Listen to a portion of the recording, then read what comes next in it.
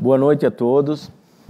É com grande satisfação que o nosso CRM, em conjunto com a Sociedade Paranaense Brasileira de Nefrologia, Seção Paraná, vai fazer um evento científico hoje, no qual nós vamos falar sobre a injúria renal na dengue.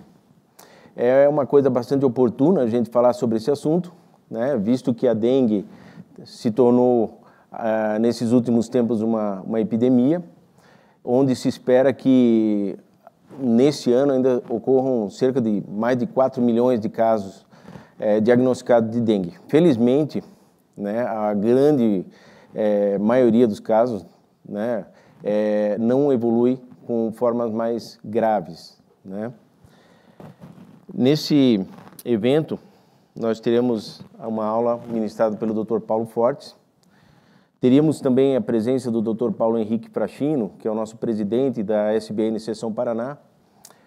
Infelizmente, ele teve um imprevisto, não vai poder participar do evento. E teremos como nosso representante, como moderador, também o Dr. Rodrigo Hagelmann, que também irá participar do evento. Então, eu vou fazer as nossas apresentações, né? Eu sou Ricardo Benvenuti, sou conselheiro aqui do CRM Paraná, sou integrante do DEFEP, que é o Departamento de Fiscalização do Exercício da Profissão, nefrologista, né? Formado em 1993 em Medicina pela Universidade Federal de Santa Catarina, a residência pelo Hospital Universitário Evangélico, pela Faculdade Evangélica, terminada a residência em 1996. Trabalhei no setor de transplante renal durante 16 anos no Hospital Evangélico. Hoje eu trabalho no Hospital Vita, Curitiba, Hospital Pilar e Hospital do Idoso, Gilda Arnes, também nessa atuação em clínica médica e nefrologia. Então, eu gostaria de apresentar também quem vai participar do nosso evento hoje, né, que será o Dr. Rodrigo Hagelmann, que é médico nefrologista, responsável pelo ambulatório de glomerulopatias do Hospital de Clínicas da UFPR, professor adjunto do Departamento de Clínica Médica da UFPR e diretor científico da Sociedade Paranaense de Nefrologia. O nosso palestrante hoje será o Dr. Paulo César Nunes Fortes, graduado pela Faculdade de Medicina da Universidade Federal do Rio Grande do Sul, ex-nefrologista da Clínica Cajuru e ex-coordenador da Unidade de Terapia Intensiva do Hospital Cajuru, da PUC-PR. Doutor em Ciências da Saúde pela PUC-PR, atualmente ele é médico intensivista, responsável técnico pela UTI do Hospital Regional do Sudoeste, Walter Alberto Pequates, e diretor do Instituto do Rim do Sudoeste em Francisco Beltrão, Paraná.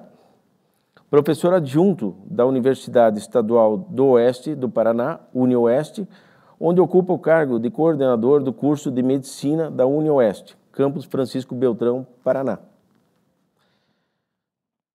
Então, eu convido o Dr. Paulo para iniciar a sua aula. Boa noite, Dr. Paulo. Boa noite, Ricardo. Em primeiro lugar, eu gostaria de agradecer gentilmente o convite que me foi feito, tanto pelo CRM quanto pela Sociedade Paranaense de Nefrologia, cuja pessoa aqui é o Rodrigo, aqui o nosso representante, e espero poder contribuir aí para a discussão desse assunto. O tema que me foi proposto foi falar sobre a injúria renal aguda na dengue. E, como o doutor Ricardo mencionou, nós estamos aí com um número alarmante de casos. Então, isso aí só justifica aí a necessidade da gente discutir mais essas doenças aí que estão um quadro epidêmico.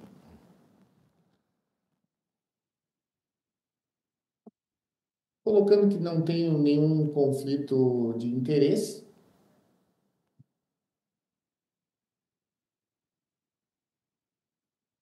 Gostaria de colocar aqui uma reportagem recente, né, que ilustra aí a nossa situação. Casos de dengue de janeiro até agora, ou seja, 2 meses e meio neste ano de 2024, ultrapassaram o total de registros de todo o ano de 2023 no nosso país.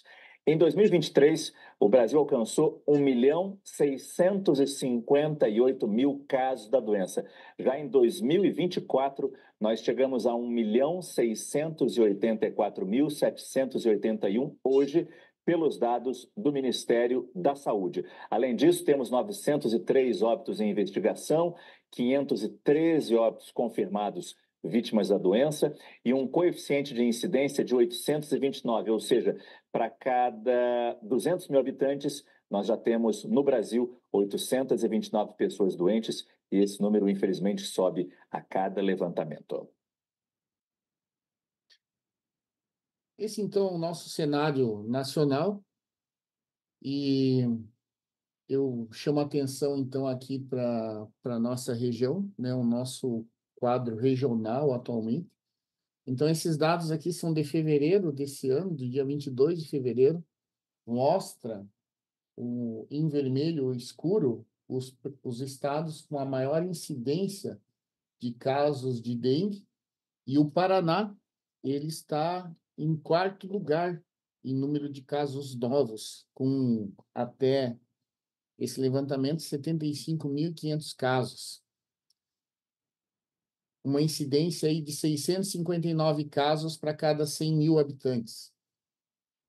E, infelizmente, até o momento, com 37 óbitos. Então, essa figura nos mostra que nós aqui no Paraná, infelizmente, estamos passando por essa epidemia e justifica aí os esforços aí para a gente discutir o tema.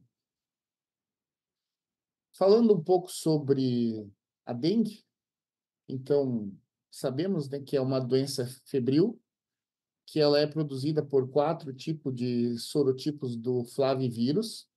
Nós temos o dengue 1, o dengue 2, que são os mais comuns, o dengue 3, que é o potencialmente mais grave, que entrou no Brasil a partir dos anos 2000, e o dengue 4, que ainda é mais raro.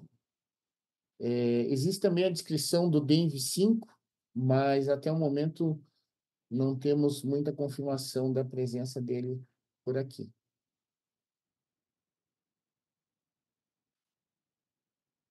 A respeito da classificação da dengue, nós temos a classificação da OMS de 1997, que classifica a dengue propriamente dita em dengue hemorrágica e síndrome do choque da dengue. Essa classificação de 1997. Essa classificação acabou sendo atualizada em 2009, que é a classificação que o Ministério da Saúde atualmente utiliza e onde ela discrimina as seguintes tipos de dengue: a dengue sem sinais de alerta, a dengue com sinais de alerta e a dengue grave. Então, essa atualização ela foi feita principalmente por conta da necessidade ou da discussão de que se considerava até então somente a dengue hemorrágica como uma dengue grave, que era o problema da classificação anterior. Essa nova classificação, ela coloca então dengue com sinais de alerta, que além dos quadros de hemorragia, nos coloca outras situações que a gente acaba tendo que prestar atenção no sentido de tentar impedir a evolução aí para casos de dengue mais grave. Vou falar aqui das classificações. Então, na dengue sem sinais de alerta, tá? Que ela é também subclassificada em dengue A ou dengue B, tá? O que que nós temos? Nós temos um quadro de febre, quadro febril, febre alta, e a presença de dois dos seguintes sintomas: náusea, vômito, erupção cutânea, dor de cabeça, dor nos olhos, dor muscular, dor nas articulações, leucopenia, teste do torniquete positivo. Então, o teste do torniquete positivo é aquele teste que a gente faz insuflando o manguito entre a pressão sistólica e a diastólica por 5 minutos. Nós marcamos no braço da pessoa uma circunferência, um quadrado de 2,5 por 2,5 centímetros, a presença de 10 ou mais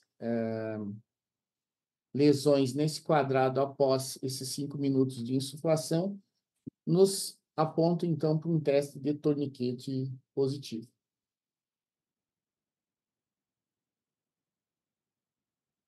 Passamos, então, para dengue com sinais de alerta, que, no caso, a gente classifica como dengue tipo C.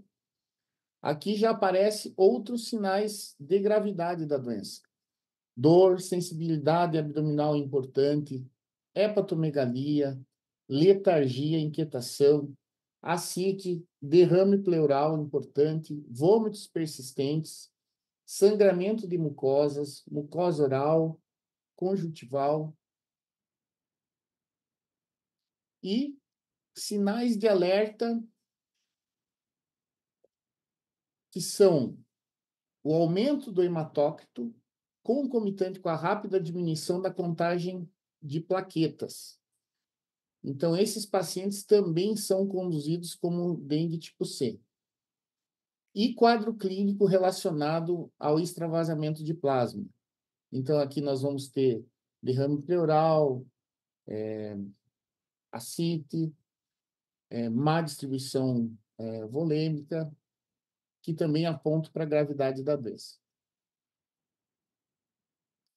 A dengue grave, que é o tipo D, nós temos esse extravasamento de fluidos, tá? Levando a um quadro de choque com hipotensão, envolvimento de múltiplos órgãos, insuficiência renal aguda é um deles.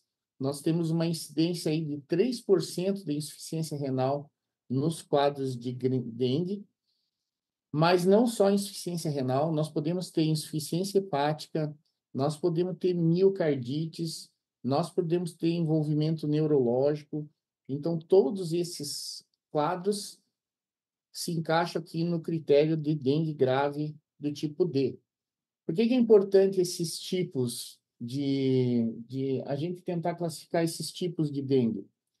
Porque na hora da gente manejar esses pacientes, o reconhecimento de que dengue a gente está enfrentando acaba nos levando, né, dentro dos protocolos, a um tratamento mais específico, tá?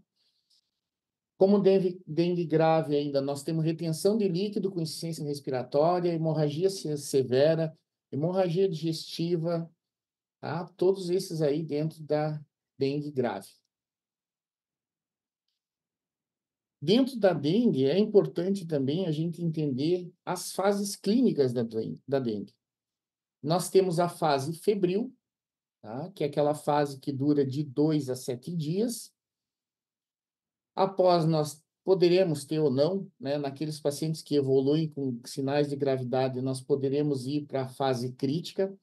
Nessa fase crítica, e chama atenção que essa fase crítica, ela comumente ocorre meses após a infecção inicial. Então, normalmente ela é associada com um novo quadro. Então, isso me leva a pensar que, devido aos número de casos que nós temos hoje, eu fico tentado a pensar que nos próximos meses a quantidade de casos graves, possivelmente a gente vai ter um aumento desses casos graves. Então, essa fase crítica é uma fase que é extremamente rápida, ela dura de 24 a 48 horas, e logo após, então, a fase de recuperação, né, que dura, então, de 2 a 4 dias. O diagnóstico presuntivo, ele pode ser feito pela presença de febre, tá? Com sintomas característicos, numa região endêmica. Então, só esses dados, sem a necessidade de exames, já tem um alto valor preditivo. Através de exames laboratoriais, sorologia, eu vou mostrar aqui para vocês. E nos casos graves, a gente pode precisar de outros exames de imagem, como ultrassom, tomografia, para fazer a avaliação do paciente. Tá? Então, aqui, mostrando para vocês as sorologias dos pacientes. Então, o que nós temos? Nós temos o antígeno estrutural 1, o NS1, que ele, tanto na infecção primária quanto na infecção secundária, ele está positivo durante os 7 dias da doença, tá? Nós temos o IgG aqui em laranja, tá? Que ele tem um início após lá o 5º dia de doença. Numa infecção secundária, ele tende a ter uma titulação maior. E o IgM, que na fase que tem uma resposta mais forte na infecção primária.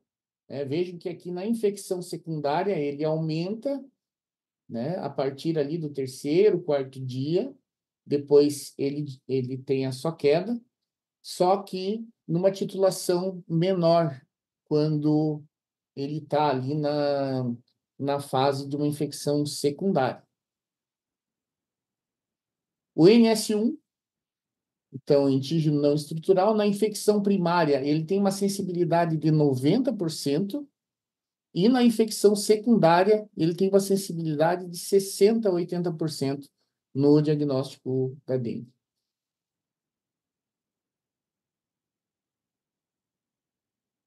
O tratamento básico para os níveis iniciais é hidratação, normalmente hidratação oral, controle da febre, evitar o uso de anti-inflamatórios não esteroidais, dar preferência para paracetamol, monitorização da pressão, repouso e analgésico e antitérmicos. Esse é o tratamento normalmente das fases A e B.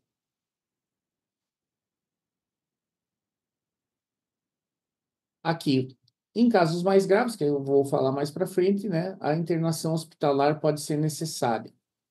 Eu vou voltar para isso logo na frente. É importante, quando a gente estiver atendendo os pacientes com dengue, que a gente tente fazer uma avaliação dos diagnósticos diferenciais, que são aqueles que podem mascarar e que podem se apresentar como um quadro de dengue e, eventualmente, ser outro diagnóstico. Então, chamo a atenção de outras febres hemorrágicas virais. Então, são quadros que não temos por aqui, Ebola, Marburg, mas nós temos no Paraná, tivemos alguns casos já de hantavirose, tá? E, então, nós temos esses quadros que acabam sendo quadros que acabam podendo mimetizar, né, o quadro de dengue. Né? O diagnóstico diferencial vamos fazer através da epidemiologia e testes sorológicos. Né? Nós podemos ter também infecções causadas pelo Zika vírus, tá? E chikungunya, então são também diagnósticos diferenciais da dengue. Tá? Febre tifoide, tá? Que aqui é uma infecção bacteriana que também pode causar um quadro semelhante. Leptospirose, Inclusive, nos pacientes com insuficiência renal aguda, como o diagnóstico diferencial é muito difícil clinicamente, eu acho até um pouco meio mandatório a gente fazer essa investigação da leptospirose, porque eventualmente a gente pode estar atendendo os dois casos concomitantemente. Há 2 semanas atrás, eu atendi um paciente na UTI com uma evolução atípica e ele tinha leptospirose e dengue em fase aguda. Então, isso é importante porque na leptospirose nós vamos ter que usar antibiótico terapia. Então, é importante fazer esse diagnóstico diferencial para a gente poder dar um melhor tratamento para os nossos pacientes. Muito bem, vou falar um pouco então sobre a injúria renal aguda na dengue. Inicialmente, vou falar um pouco da incidência. Então, o que nós temos aqui? Esse artigo foi do Jornal Brasileiro de Nefrologia, pessoal de Maringá, do Paraná. Então, estamos aqui representados na literatura. Nós temos uma incidência, então, de dengue grave de 6 a 6,7%, de 6 a 7%, e insuficiência renal aguda de 3 a 4%, de 3 a 5%. E essa estatística é brasileira, mas eu vi outras estatísticas de outros países também que mostram a mesma coisa, ou seja, uma incidência aí de insuficiência renal aguda nesses pacientes aí em torno de 3 a 4% dos casos, tá? Desses pacientes que desenvolvem insuficiência renal aguda, que acabam necessitando de uma terapia substitutiva renal, nós temos aí em torno de 14% desses pacientes. Como que é a fisiopatologia da ira na dengue? Aqui nós temos uma fisiopatologia que ela é multifatorial. Então, nós temos aqui uma hipotensão, um extravasamento de líquido para o espaço intersticial. Nós temos mecanismos através de lesão direta pelo vírus. Nós temos mecanismos imunológicos e autoimunes. Então, a tempestade de citocinas, nós temos várias interleucinas, citocinas inflamatórias envolvidas aí no desenvolvimento de insuficiência renal aguda nesses pacientes com dengue, e a presença também de rabdomiólise. A gente acaba, às vezes, no dia a dia da prática clínica, às vezes a gente acaba esquecendo da rabdomiólise. E a rabdomiólise é um fator importante, porque ela é também um sinal de gravidade da doença. Aqueles pacientes que têm rabdomiólise, eles acabam tendo uma evolução também mais desfavorável. Então, todos esses fatores, né, associados aos fatores gerais, né, acabam, então, favorecendo aí o desenvolvimento da insuficiência renal aguda nos pacientes com dengue. É assim, vou falar da dengue tipo C, que é aquela dengue com sinais de alerta, que a gente já viu, né? E o que eu vou chamar a atenção aqui nesses pacientes? Esses pacientes com dengue tipo C, com sinais de alerta, que já tem início de ascite, de derrame pleural, vômito persistente, esses pacientes necessitam acompanhamento de um leito de internação por no mínimo 48 horas. Então, essa classificação ela chama atenção e ela é importante porque esses pacientes são os pacientes que acabam evoluindo muito rápido. E quando o paciente com dengue entra na fase crítica, a evolução ela é catastrófica. Você vê o paciente piorando muito rapidamente. E se você não toma ali as medidas necessárias, esses pacientes acabam, então, evoluindo com um quadro aí mais desfavorável. Aqui também dengue com sinais de alerta, esses pacientes que têm um aumento de hematócrito, tá?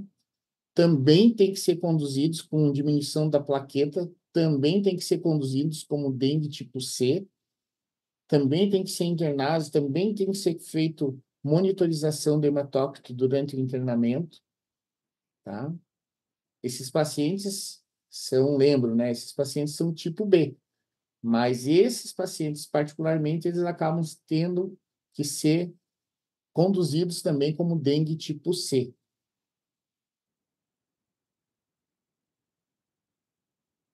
E aqui, aqueles pacientes que têm um quadro clínico relacionado ao extravasamento de plasma.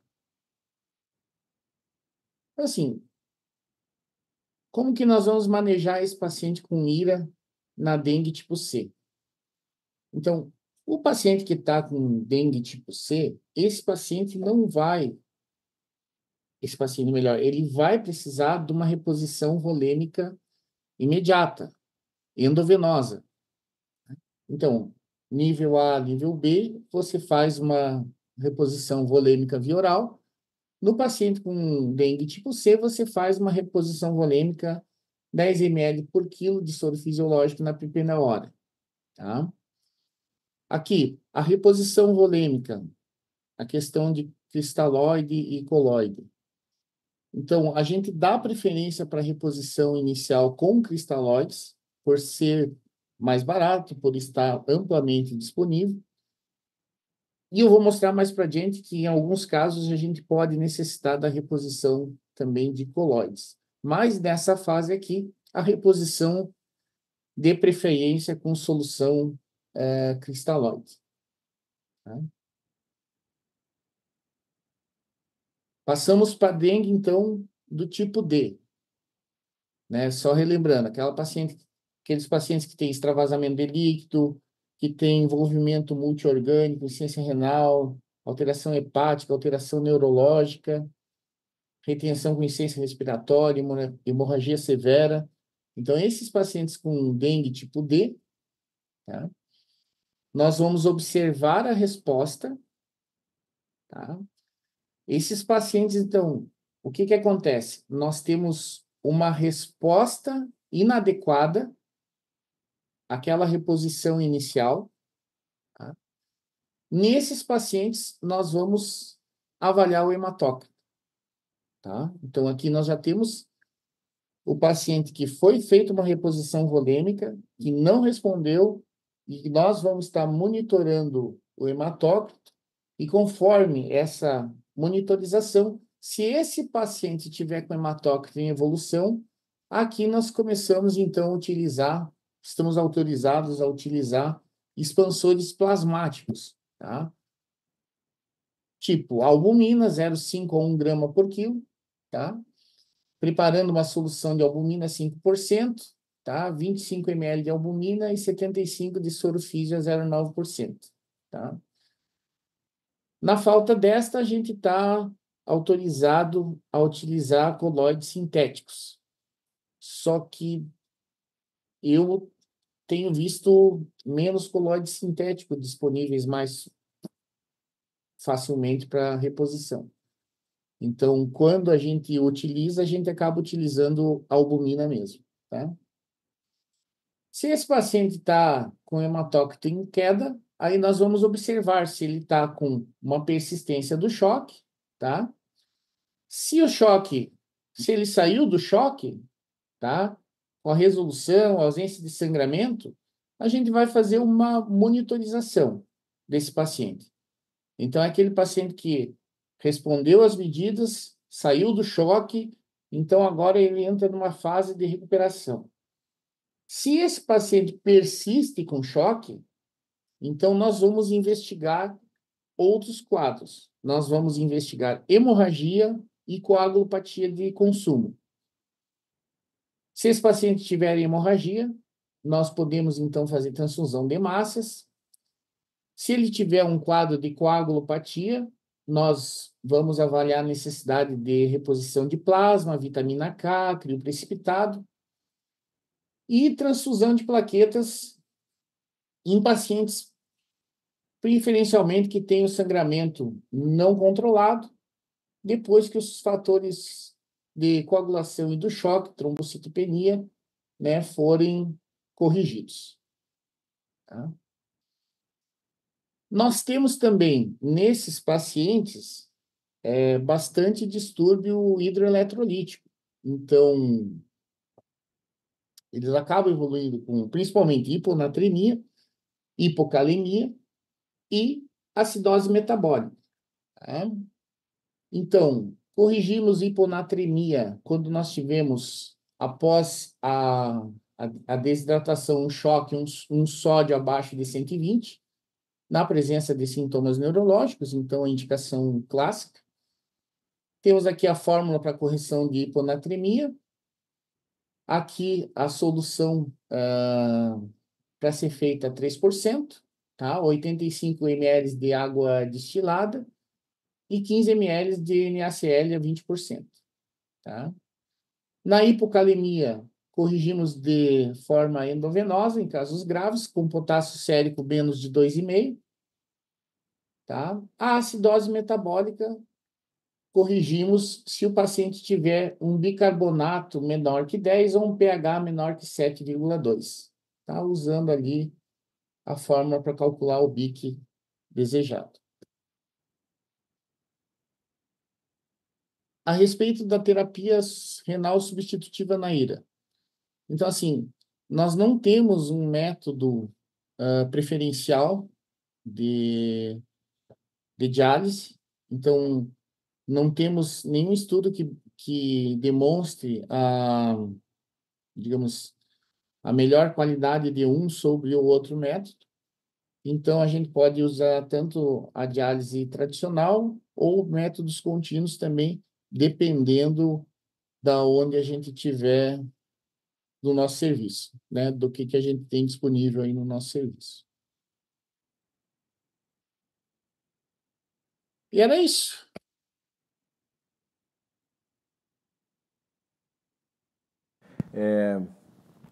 Muito boa aula, muito esclarecedora para nós, né?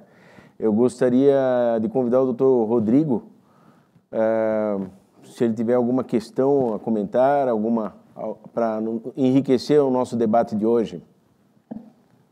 Boa noite, Paulo, parabéns pela aula. Boa noite, doutor Ricardo.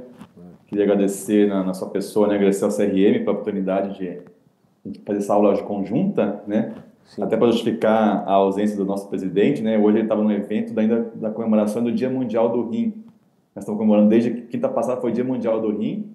Então tínhamos vários eventos nessas últimas semanas e ele acabou tendo um evento relacionado a isso, que é a divulgação da doença renal crônica na população geral, né? E daí então a gente, com a parceria do CRM, através do Dr. Ricardo, a gente achou bem oportuno, né, aproveitar dentro dessas comemorações do Dia Mundial do Rim, fazer essa aula junto com o CRM para divulgar, né, a importância da prevenção da doença renal crônica, e também é um assunto de interesse geral, né, com essa epidemia de dengue que nós estamos vivendo, como vocês bem pontuaram, né? Então, muito obrigado, Ricardo, do CRM, muito obrigado ao Paulo aí pela aula. Tá? E eu sou, então, como o Dr. Ricardo falou, meu nome é Rodrigo, sou diretor científico da Sociedade Paranaense de Nefrologia e estou aqui representando o Dr. Paulo Fraschino, que é o nosso presidente. Só queria fazer umas perguntinhas para o Paulo aqui, só para ver, né, para a gente trocar uma ideia. Mas realmente, o quadro, quando a gente fala ida de renal agudo na dengue, né, é esse quadro que o Paulo mostrou ali, né? Geralmente é uma resposta ali, ou daquela tempestade inflamatória, né? Uma alteração de permeabilidade, o paciente acaba fazendo uma ida inflamatória. Deixa não agir rápido, acaba evoluindo muito, muito mal, né?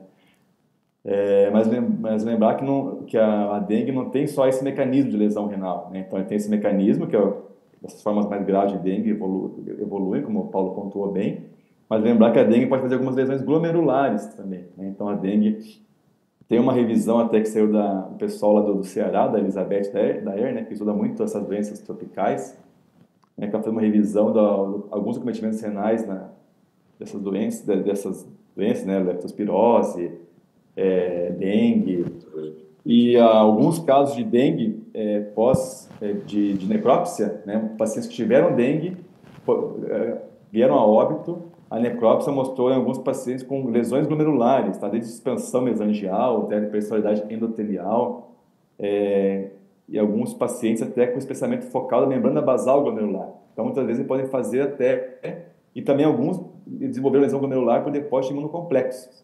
Então, o principal mecanismo que a gente vê na IRA é esse inflamatório, né? Mas lembrar que muitas vezes pode ter lesão glomerular também, né? Que também pode ter um prognóstico renal ruim também nesses casos, tá? Eu queria perguntar, Paulo, duas coisas. Essa questão da expansão volêmica, né? Você contou ali que se não começa com cristalóide, se não responder, vai para o próximo passo seria com a albumina. Eu queria saber na prática como é que é a tua experiência se o paciente tem uma boa resposta dessa reposição com albumina, e a questão o paciente que evolui daí para a necessidade de TRS. Uma das vezes vai ser hemodiálise. Aí você vai ter que passar um catéter, né? Muitas vezes ele vai ter um distúrbio de coagulação, plaqueta baixa. Como é que você faz com acesso vascular desses pacientes? Você faz guiado por ultrassom na jugular, femoral? Como é que é a tua experiência? Perfeito, Rodrigo. A respeito da expansão, né? Então, realmente, quando a gente faz a expansão, Rodrigo, e você percebe que muitas vezes, você está passando cristalóide e você está aumentando já uma insuficiência respiratória, o paciente já está começando a ter um derrame pleural, entendeu? Então, isso aí já é um sinal para mim, um sinal de stop, entendeu? Que, tipo assim, não adianta você fazer uma reposição adicional de cristalóide nessa situação, entendeu?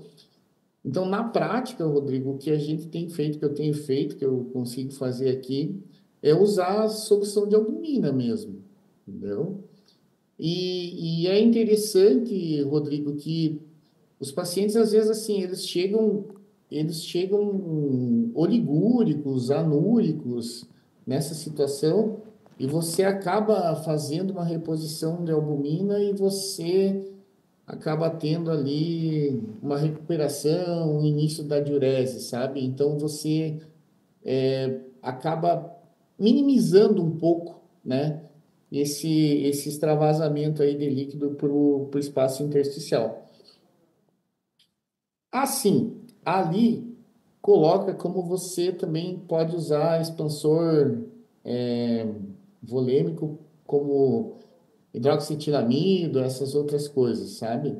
Mas a gente sabe que esses colóides sintéticos, eles estão associados também a um aumento de hemorragia. Então, eu não tenho muita disponibilidade para usar os sintéticos e te confesso que mesmo que se tivesse, eu usaria com muita parcimônia, sabe? Por causa de você Tô vendo estar aqui. aumentando o risco de coagulopatia. A respeito da punção, Rodrigo, realmente, esse é um detalhe muito importante, né? E daí, assim, ó, eu vou mostrar aqui, né? O que eu tenho feito, Umas Rodrigo, perguntas aqui. mudou a minha vida. Ah, sim. Então, isso aqui, né, é um Uhum. ultrassom tátil, tá? Tranquilo. Esse aqui, ele anda comigo 24 horas por dia Não, tô agora. conseguindo ver, né? Obrigado.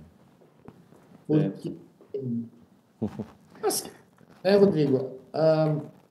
Eu trabalho em UTI há um bom tempo, então tenho uma boa experiência em punção, sabe? Mas eu te confesso que o ultrassom, ele, ele veio para ficar dentro da prática da terapia intensiva, entendeu?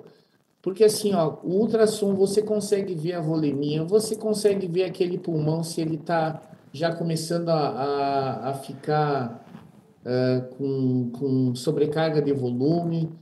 Você consegue ver como é que está ali a expansão volêmica, consegue ver o enchimento da cava. E nos casos de punção, ele, ele torna muito mais fácil a punção, né? Diminuindo muito o risco, muito, muito, muito, muito mesmo. Então, eu tenho feito punção só guiado por ultrassom ultimamente. Quando acaba a bateria, é um desespero, né? Que você está ali no meio, no meio do procedimento, mas o ultrassom ele não me abandona mais na minha prática clínica. E esses ultras portáteis, né? Você leva ele no bolso do jaleco e espelha a tela no celular e faz o procedimento com muito mais segurança. Eu acredito que no futuro bem próximo, a gente não vai fazer mais punção sem ultrassom.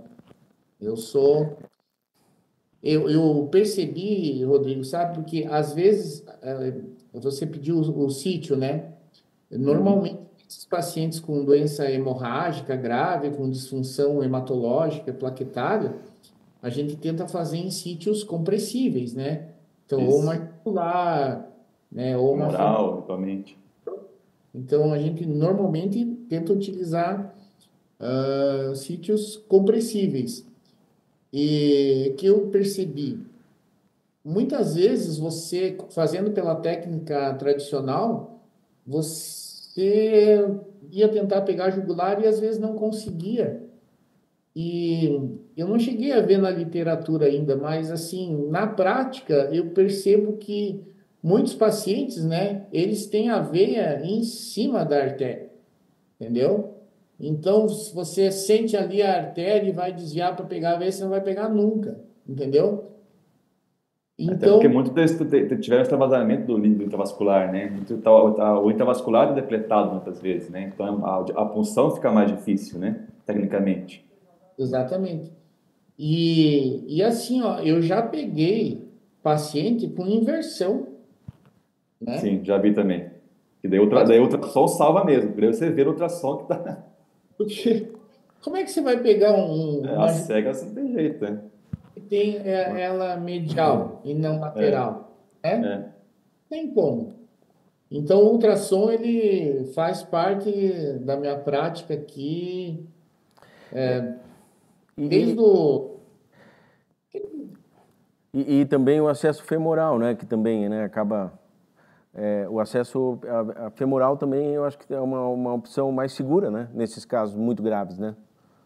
Também femoral. Principalmente naqueles pacientes que já estão em ventilação mecânica, né? É, mais fácil, né? Então, Em eu ventilação, com plaquetopenia, da RNI alterado, né? Tendendo já a orelha subindo, né? Então, nesses casos, às vezes vale a pena a gente ir para femoral mesmo. E o paciente ainda é, cheio de comorbidades ainda, né? Então é bem Sim. complicado, né? assim, ó, assim, femoral é uma opção também, principalmente os pacientes muito graves, né, que estão em ventilação mecânica, né? O que eu não gosto do acesso femoral são as infecções, né? Mas Então, naquele assim, paciente agudo, né? Aí, é um catéter que você vai passar ali, vai ficar 7 dias, né? E vai ter que tirar, porque eles infeccionam mesmo, né? Então, os pacientes têm uma anatomia boa, às vezes eu pego o jugular, porque acaba durando um pouquinho mais o catéter, sem infecção. uma questão que eu queria saber, você acha que pode ter uma variação da incidência dos casos graves da dengue, né? Em determinadas regiões, algumas regiões onde, né, existem casos, uma maior incidência, uma maior porcentagem de casos graves e outras não? Eu acredito que sim, Ricardo, porque a gente tem vários subtipos de vírus ali, né? E a gente sabe que o DENV3 ali, ele está associado com quadros mais graves, né? E como são surtos, né? É o mesmo vírus que vai se propagando, né? Mas o que eu acho mais ainda em si do que isso, Ricardo, é a infecção secundária. É, com Então, tipo certeza. assim, ó, o que que a gente está vendo esse ano, o que eu estou vendo esse ano, né? A minha percepção, não tem nenhum dado a respeito disso. Não só o número de casos aumentou, mas também o número de casos graves A com porcentagem, insuficiência né? cefalite também aumentaram, entendeu? Eu acho, Ricardo, Ricardo e Rodrigo, como essa, como nós temos essa questão da segunda infecção, né? Eu acho que nós ainda vamos ter dias difíceis aí com a dengue se a gente não conseguir vacinas e outras estratégias aí. Temos algumas perguntas também no nosso chat. Eu não sei se vocês chegaram a ver também, mas se quiser eu posso ler aqui para vocês. Tem uma pergunta do Wagner Tavares. Mesmo com todos os avanços em relação ao entendimento sobre a dengue, desde o contágio até possíveis complicações de manejo, a classificação continua atrelada a 97? Foi isso que entendi. Eu não sei se... O que acontece? Nós temos essa revisão ali de 2009, que é a que o Ministério da Saúde do Brasil utiliza, né? O Ministério da Saúde, ele não utiliza a classificação de 97, mas, assim, a classificação de 97, ela ainda existe, né? Do ponto de vista clínico e do ponto de vista de reconhecimento da gravidade da doença e possibilidade de você fazer uma intervenção mais precoce e mais objetiva, eu acredito que a classificação de 2009 ela é bem melhor. Ela é bem melhor. Certo. Tem uma outra pergunta da Cíntia Cristina Martins. Ela elogiou aqui o evento e ela pergunta aqui: que padrão da IRA é visto na dengue? Quanto ao tempo de recuperação, o que podemos esperar? É alta a taxa de cronificação? O paciente que fica em diálise crônica, né? E temos informação de sequelas, aqueles pacientes que evoluem para doença renal crônica não dialítica. Seria essa a pergunta. Entendi. Mais ou menos uma estatística aí da evolução desses quadros, né? Na verdade, assim, Ricardo, eu não vi, assim, nenhum trabalho, assim, com esses dados, entendeu? Mas o que eu estou vendo nos pacientes, eu não tenho um dado estatístico, assim, para apresentar, sabe? Mas o que eu vejo na prática é que a mortalidade desses pacientes que evoluem com insuficiência renal aguda é muito alta. Certo. Eu acho que esses quadros, né, que a gente acaba vendo são o mecanismo da ira, aquela pergunta ali, né, seria aquele mecanismo da ira inflamatória mesmo, né, aquela tempestade de citocinas, né, que são quadros muito graves, que muitas vezes o paciente vai a óbito. Né, talvez, né, daí talvez pacientes que podem ter uma recuperação e ter uma sequela, aí talvez sejam esses que têm algum comprometimento glomerular. Né, talvez em resposta ao vírus façam alguma alteração mesangial ali, né, da membrana basal. Talvez eles possam evoluir com alguma proteinúria e depois de algum tempo ter alguma doença renal crônica. Mas também não achei nenhum dado quantificando isso na literatura. Tá? Mas se o paciente teve lá um quadro de dengue, teve lá uma lesão glomerular, desenvolveu uma glomerulosclerose lá, ele pode ter uma proteinúria ali residual e essa proteinúria pode, ao longo dos anos, evoluir para uma doença renal crônica. Mas eu também não tenho, na literatura, não tem dados para quantificar isso. Tá, Cíntia? Certo. Assim, Pode falar. Fazendo um brainstorm, né? Assim, o que eu percebo nesses quadros de ira grave com insuficiência renal aguda? Me parece uma versão muito semelhante ao COVID, entendeu? Então, a pessoa está ali naquele quadro viral, e de repente ele desencadeia uma resposta inflamatória exacerbada e a lesão daí acaba se transformando nesses quadros aí catastróficos que a gente vê, né? Então, eu acho que eu desejo, né, que a gente tivesse muito mais estudos, né, nessa patologia para a gente poder ter ferramentas mais efetivas, né? Usar um inibidor, um tocilizumab, alguma coisa assim parecida, né? Principalmente nesses pacientes que evoluem com essa cascata inflamatória aí muito severa, entendeu? Eu acredito que, assim como no Covid, a gente aprendeu muito, né? Com o decorrer do tempo, né? A gente vai aprender também né, com a dengue, com certeza, né? A gente Pode falar. aprendeu, né? Verdade.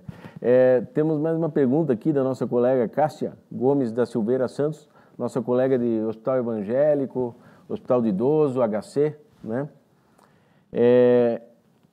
Ela pergunta para o Dr. Paulo se nós temos algum dado quanto ao tempo de evolução entre a apresentação dos sinais clínicos da doença e a disfunção renal.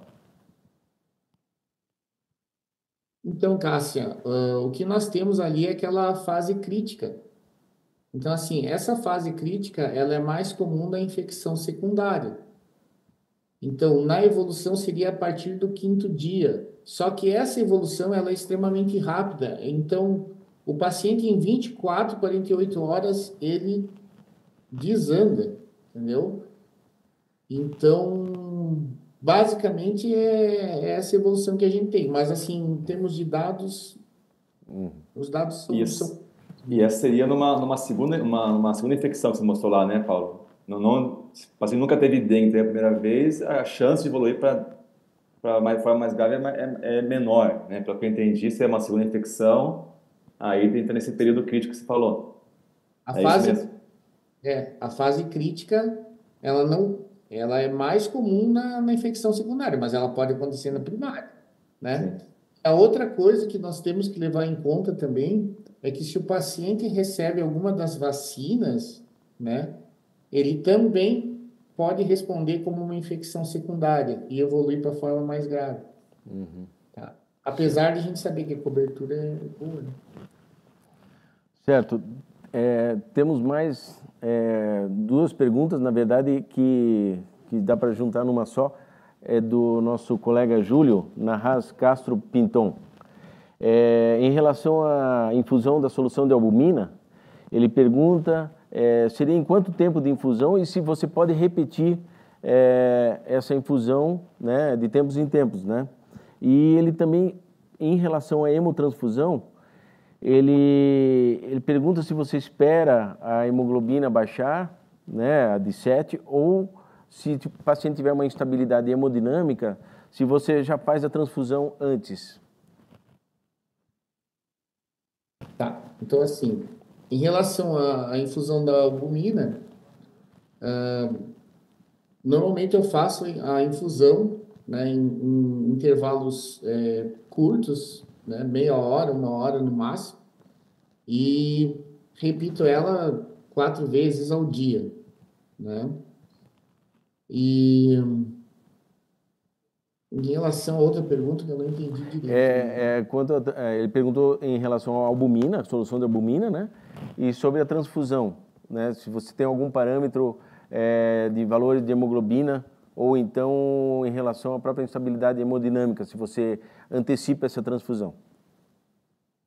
Então, a transfusão, a instabilidade, a gente já nos autoriza aí a fazer essa reposição, tá? Então, não há necessidade de cair abaixo de 7, tá certo? E esse acompanhamento desses pacientes que estão nessa fase crítica, a literatura, às vezes, ela orienta você acompanhar até de 2 em 2 horas o hematócrito, tá? Para você ter esse acompanhamento mais intensivo. Mas a reposição você pode fazer antes. Na instabilidade, eu não espero cair até a 7. Certo. O Roberto Galvão pergunta se nós temos visto, né, casos de insuficiência renal aguda em casos de dengue leve. Ele conta que ele atendeu uma jovem com sintomas gripais e mialgia. Painel viral constou Covid e a sorologia para dengue veio IgM positiva. A insuficiência renal aguda foi leve, com a creatinina indo de 0,8 para 1,3. E ele pergunta se a gente atribui isso à concomitância de infecções ou mais à própria Covid. Eu acho que ali é uma coisa meio multifatorial, né? Eu acho ali, viu, Ricardo, que é aquela questão que eu falei, né? A gente tem que prestar atenção que os pacientes, às vezes, não vêm com diagnóstico único. né? Então, o paciente vem com o COVID, vem com a dengue, vem com a dengue, vem com uma leptospirose, Leptospirose. entendeu? Então, os quadros, eles se somam, e se somam na gravidade também. Provavelmente, essa paciente evoluiu com essa gravidade maior por uma associação dos casos, né? O Uma, Marco... so- Oi, pode falar. uma sobreposição dos casos, né? Isso. O Marcos Eugênio Laval pergunta se, em relação aos medicamentos de uso contínuo, se algum deveria ser levado em consideração ou descontinuado, visando proteção renal. Eu acho que daí depende da situação, né? Eu acho que o manuseio é em relação a todo o quadro de IRA, né? Essa descontinuação de medicamentos ou não, né? Exato, Concordam, também né? acho. Acho que se o paciente teve uma ira grave, né, talvez ele é hipertenso e usa um Não. IECA, né, um losartan, Não, né, aí talvez... vai suspender, né? Eu acho que talvez daí esse daí, eu acho que sim, Marcos. Não sei se era essa a sua pergunta, né, mas se é por exemplo, um hipertenso, né, que vê o quadro de ira pela dengue ali, né, aí talvez na fase aguda, talvez, né, seja melhor suspender esse tipo de medicação, sim. Não tem. Eu prefiro ficar com o paciente mais hipertenso do que hipotenso. Eu também. Com certeza, né? Temos uma pergunta aqui da Juliana Puca. Se o distúrbio hidroeletrolítico isolado é critério de mau prognóstico. Por exemplo, ela cita aqui a hiponatremia. Se a hiponatremia isolada seria critério de mau prognóstico. Na verdade, o que me parece que a hiponatremia é um sinal de gravidade, né? Agora, mau prognóstico a gente teria que ter dados, né? Então, eu realmente fico sem respostas. Mas é um fator, né? Mas até quando que esse fator isolado, a hiponatremia isolada, interfere, é muito difícil de quantificar, eu acho. Certo. O André Busato da Costa pergunta se há algum dado quanto a quanto tempo os pacientes com ira dialítica por dengue permanecem em diálise. Aí eu acho que também vai variar muito da gravidade daquele paciente, né? E da própria resposta individual deles, né? Eu não sei se existe uma média de tempo que o paciente que entra em tratamento dialítico para sair do quadro, quanto tempo que demoraria? Eu acho que varia muito, né? Eu acho que não temos dados também, Ricardo. Ainda não, dengue, malária, acabam sendo doenças mais negligenciadas, né? Que não estão... Os americanos, os europeus não têm tanto interesse em estudar, então a gente não tem muito estudo delas, né? Como a malária, né? Então acaba sendo doenças que meio que negligenciadas, que a gente acaba tendo poucos dados, né? Exato. Bom, aqui praticamente não temos mais perguntas aqui no nosso chat. E não sei se algum de vocês gostaria de fazer mais alguma consideração. Eu acho que eu só tenho que agradecer, né, a presença de vocês, a presença das pessoas que participaram desse evento, né, e podem contar, né, com o apoio do CRM, né, em próximos eventos. Eu acho que a abordagem da dengue foi muito oportuna, uma fase, né, uma situação bem atípica agora, né, mas que a gente vai ter que se acostumar, né, visto que a previsão não é muito animadora, né, em relação a isso.